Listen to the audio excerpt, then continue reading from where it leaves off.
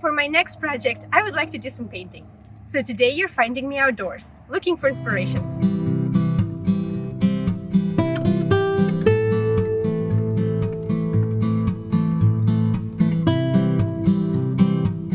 I think that deciding what to paint is probably one of the trickiest parts of painting. I'm definitely not one of those people who can just pull something out of their imagination and turn it into art. I mean, how do you even paint something without a reference? Unless you're doing abstract art, which, by the way, if you can do that, you're a wizard. But for me, I need something to look at. And ideally, that something would be exciting and attractive enough for me to enjoy looking at throughout the duration of the painting process. The internet is full of cool and inspiring images, but the only way to make your art completely and uniquely yours without worrying about copyright issues is to take your own reference photos.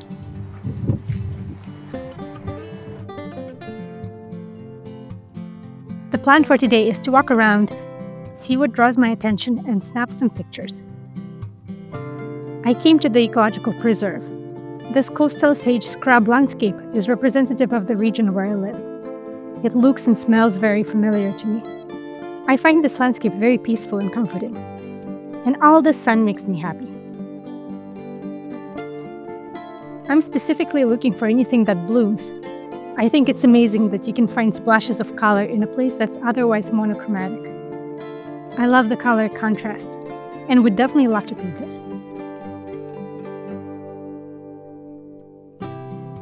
So out of all the photos that I took at the preserve today, I ended up picking this one of a blooming cholla cactus. I saw tons of yellow flowers, but this was the only magenta one that I came across, which made it feel kind of special.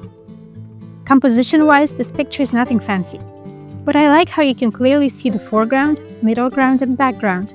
Each part has something interesting going on. Plus, it's super sunny and the colors feel really balanced.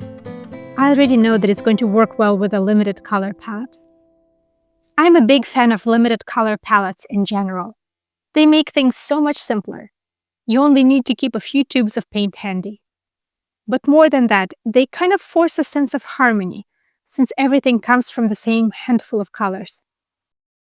And honestly, having fewer options makes things easier on my brain. For this piece, I'm using titanium white, primary yellow, primary magenta, Winsor blue, and raw umber. So 5 total. I almost never use black. It tends to dull things out and can turn into mud really quickly. Raw umber mixed with blue gives me plenty of deep tones, and it's usually all I need. You can see that I started with a pencil sketch, and now I'm just blocking in the main areas of color. There's really no science to it. I'm just going with what feels right. I'm not too worried about being precise with colors or shapes, since acrylics are super forgiving. If something looks off, I can always paint over it. And yeah, this isn't a time-lapse video. As much as I'd love to show you the whole process, it would be way too long. So you're just seeing snippets here and there. Don't get me wrong, I wouldn't mind it if you watched my video for hours. That would definitely help my watch time. But honestly, I'd rather you use that time to do something creative yourself. Or even just go for a walk to, I don't know, take some reference photos, for example.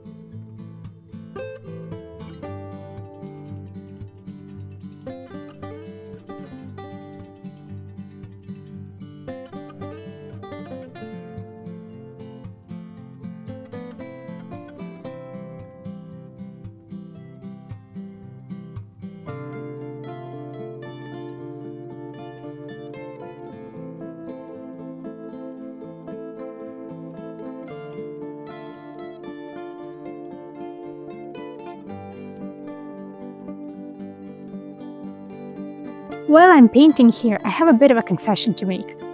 If you've seen my other videos, you know that I bounce around a lot with my art.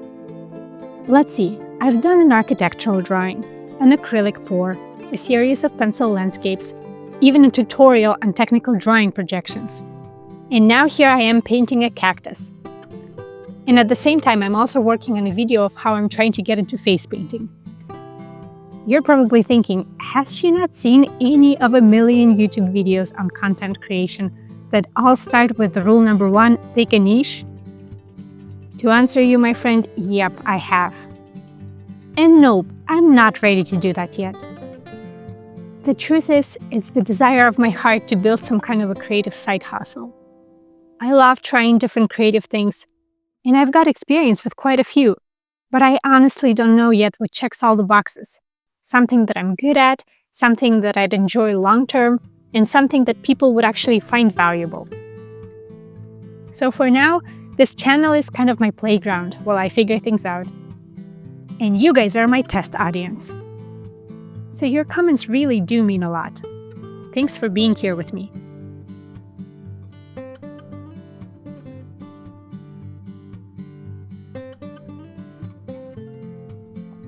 Anyway, I just wrapped up the final details and highlights, and I think I'm done. Once it's dry, I'll add a couple of coats of gloss varnish and maybe get a simple frame from Amazon. Thanks for hanging out with me. Please don't forget to subscribe, and I'll see you next time. Bye!